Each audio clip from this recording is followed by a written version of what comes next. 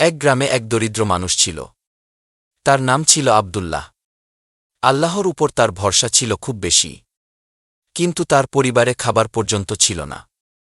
একদিন তিনি খুব কষ্টে বাড়ি ফিরছেন, মনে দুঃখ, আজ বাচ্চাদের কি খাওয়াব।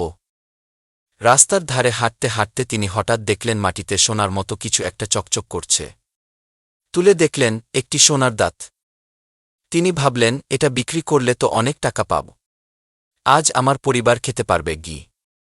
কিন্তু পরক্ষণেই মনে হল, এটা নিশ্চয়ই কারো হারানো জিনিস, এটা রাখা ঠিক হবে না গি।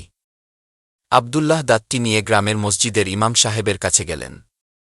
বললেন, হুজুর, রাস্তা থেকে পেয়েছি, মালিককে খুঁজে দিন ঘি। ইমাম সাহেব খুব খুশি হলেন। তিনি ঘোষণা দিলেন, যার সোনার দাঁত হারিয়েছে মসজিদে এসে নিয়ে যান উই।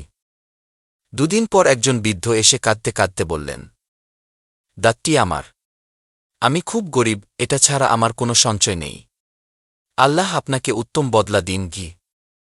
বৃদ্ধ দাঁতটি নিয়ে চলে গেলেন, কিন্তু যাওয়ার সময় থেমে ইমামের হাতে একটি ছোট ব্যাগ দিলেন। ইমাম আব্দুল্লাহকে ডাকলেন, এটা তোমার জন্য রেখে গেছেন গুই। ব্যাগ খুলে দেখা গেল তার মধ্যে আছে অনেক টাকা, খাবার আর নতুন কাপড়, সাথে একটি চিঠি। হে অচেনা ভাই, তুমি সোনার দাঁত ফিরিয়ে দিয়ে আমার ঈমান ফিরিয়ে দিলে, আল্লাহ তোমার সততার পুরস্কার দিক গি।